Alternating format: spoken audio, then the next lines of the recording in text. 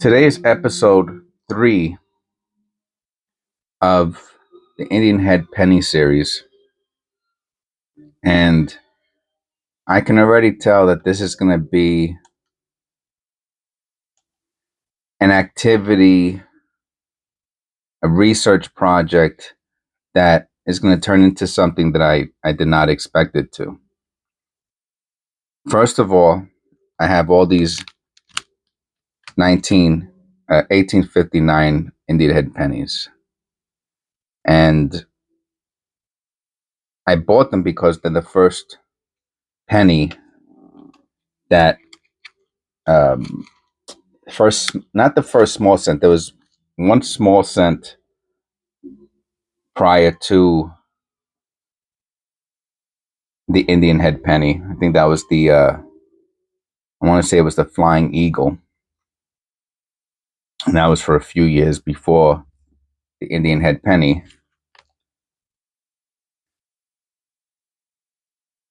But I guess there was so much going on in our country during this time period between war and still colonizing part of the United States, the need for metals,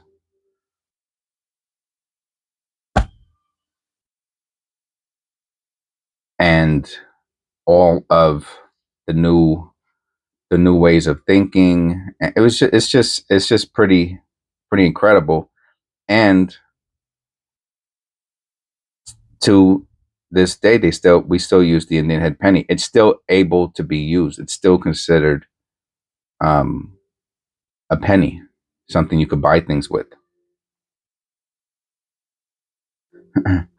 So, as I mentioned before, that this is really the first long-term used coin, or the longest used coin in United States history.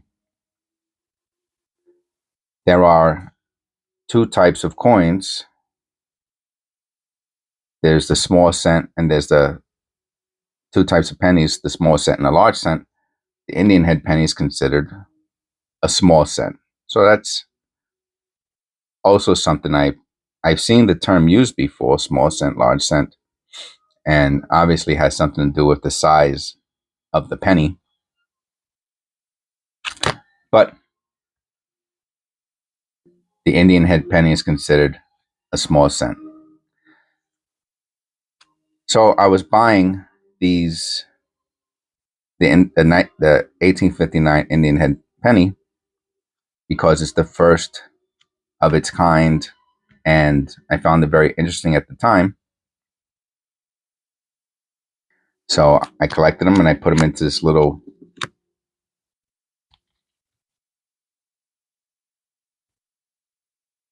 coin book, which is it's the only one I have because it's really the only coin of this type that I've ever collected. And of course, not of course, but I guess of course, I mean, with inflation the way it is now, a lot of things that I was able to collect before, I'm really not at this point in time. I would say this is probably close to one of them. Maybe I could pick up one or two here or there and add to the collection. But the price has dramatically went up. I looked at for this series, I'm looking up all these different pieces of information that I might not have otherwise. And one of the facts that I looked up is, what's the Indian Head penny selling for now as of the beginning of 2024? And, the lowest value of an Indian Head penny is around $10. Excuse me, an 1859 Indian Head penny. Let me rephrase that, because that's what this book has, is all 1859s. Yes, you can still get other, really bad shape Indian Head pennies for, well, they're saying the value is $2 or $3, even though I really haven't seen many for $2 or $3, even if they're almost unrecognizable. And just like every other coin, some of the things that make it more valuable are the details, and how many of them are minted. So this series is going to be pretty organic, meaning I made this book some time ago, and I bought these pennies many years ago, and they're in no specific order.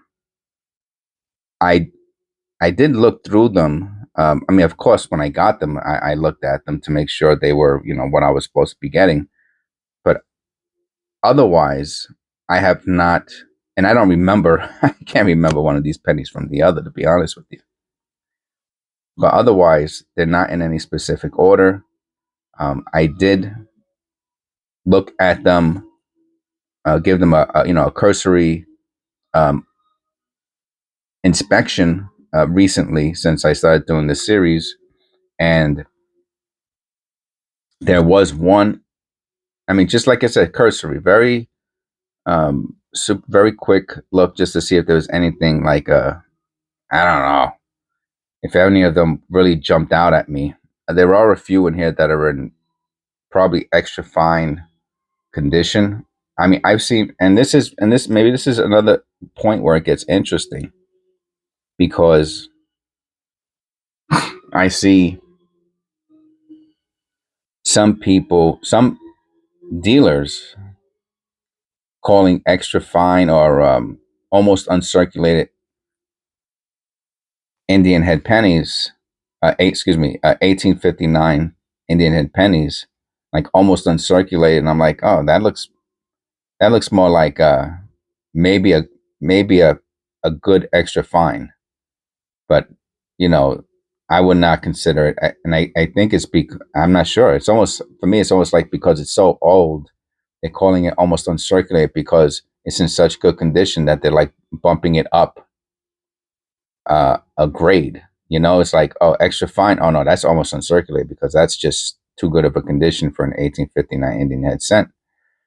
And anyway, for me, that's not how it works. An extra fine is an extra fine, regardless if it's. I mean, you go and buy certain criteria. And almost uncirculated, has to be something that looks like it was just like made yesterday or close to it. So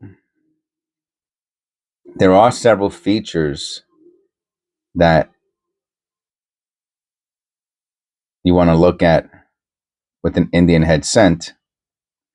Of course, some of it might seem obvious, but if you collect them, right? But it's still a learning process. So I'm going to talk about three of them very quickly right now.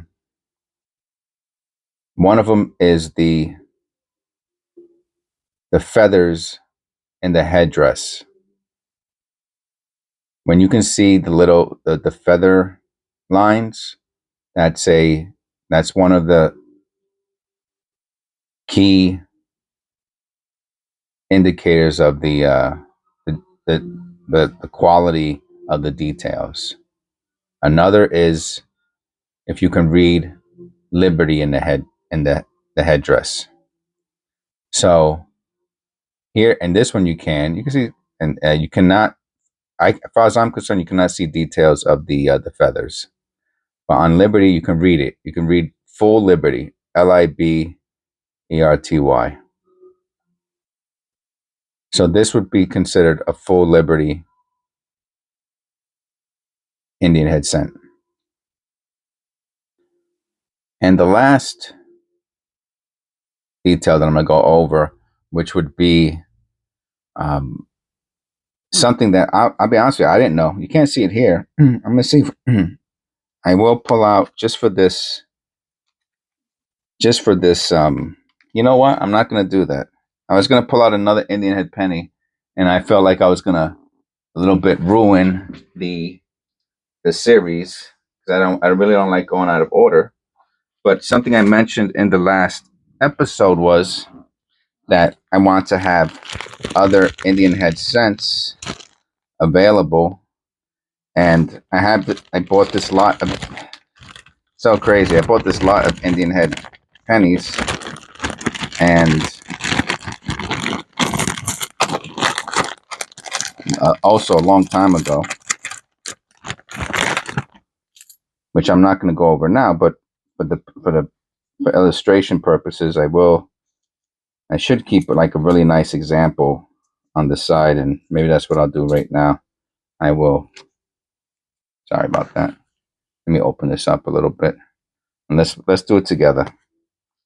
I will put some of these out. I'm not going to look for details or errors or anything like that, because that's for another video. But I will see if any of these, if you can read the,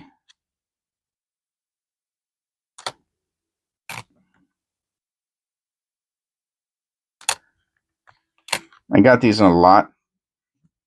I think one or two of them you should be able to read. Let me make sure I don't mix that 1859. That would be a big mistake. I thought one or two of them did have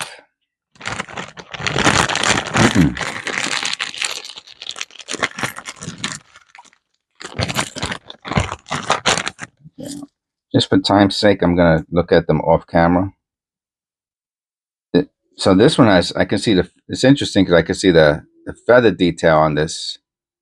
Okay, I could read Liberty on it, but this is a good example of the feather details. I'll put that there just in case none of these, I can read Liberty also. It would be nice if I could find one that I could read Liberty and have the feather details. And this one looks like you could read Liberty on it. No, not really. So we might have to keep that one there on the side. I wish there was just one that I could use as a good example. I would just keep it right there in the book.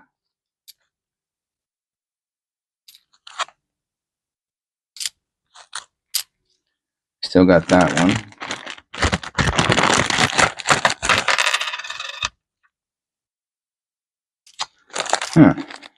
Very interesting. Okay, I found one. And the funny thing, see, this is why old collections are so crazy and so interesting. Because the one that I found is a 1882. I'm going to show it. I'll put this one back with those. I put the 1800 ones in a different little bag. So that penny right there is in, I don't know, it's in at least fine condition. I'm just looking through the rest of the pennies just to make sure there's not one better. I doubt it. That's now, if you're selling, and this is something I talk about. Let me check this one out real quick too. You can see Liberty a little bit, and that one can. This one you could read Liberty and see the feathers better. How about this one? How about the head? How about the other features? No. I wish I had one that was like even better than that. How about this one? Wow. That's another great example. Also another. So this is really for another video. I'm cross-contaminating a little bit, but it's really for the purposes of this video and for the thing I was talking about. What you could say is I should have been better prepared, and that would be true. But really, this isn't National Geographic, you know. I really just started my channel 5 weeks ago. 6 weeks ago, to be honest with you. You can see that on my channel it'll say January 18th, 2022. But it was just I really didn't do nothing with it for that whole time period. So we have to choose one of these two to be the keeper. I think it's the other one. Hard to tell.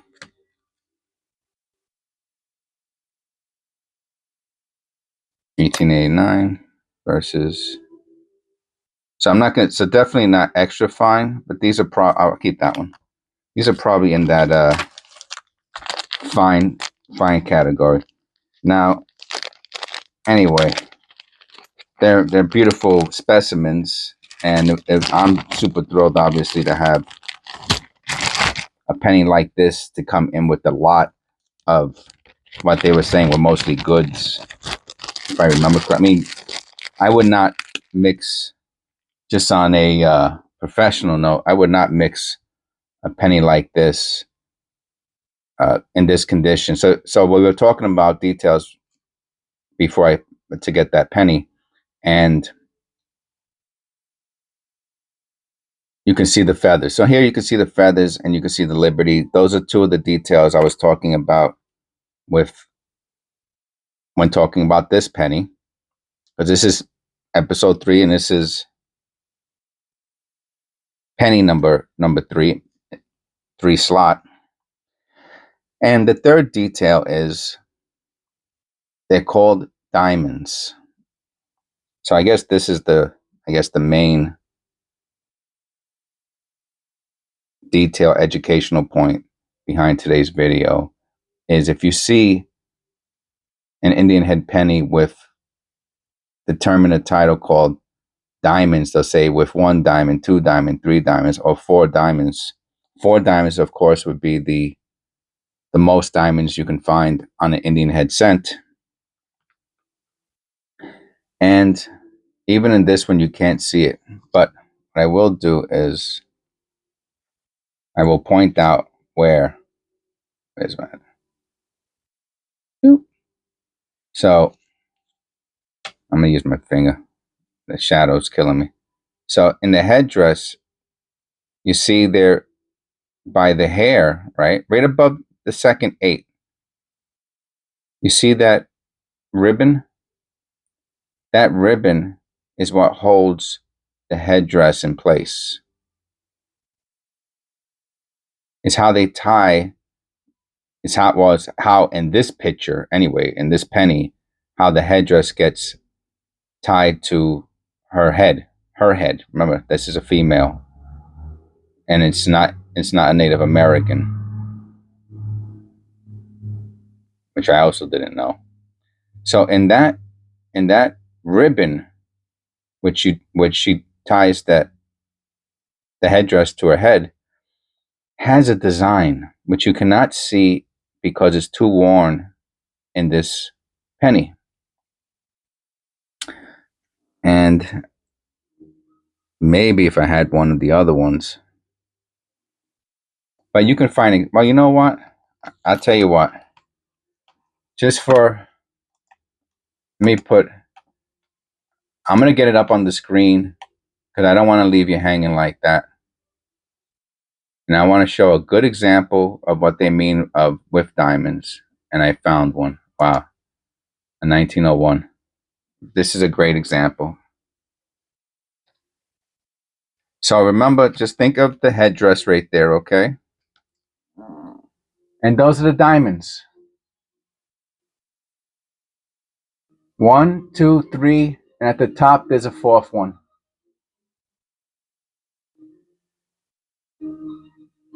And this is how so again, they calling this, they actually call this uncirculated. You can see the title. Almost uncirculated. And I guess so. Maybe almost uncirculated. Maybe. But those are the diamonds. Okay, so when they say Indian head cent with diamonds, that's what they're talking about. This one has no diamonds. That one is a 1901, and they want 1850 for it. If this was in that condition, it would be, I don't know, hundreds of dollars. Okay, so I hope you enjoyed this episode. You can feel the weight of these pennies also. It's unbelievable. I think they're over 4 grams. And I will see you. Oh, that's interesting too. Look how beautiful that is. I'll see you on the next one, okay? Thanks for tuning in.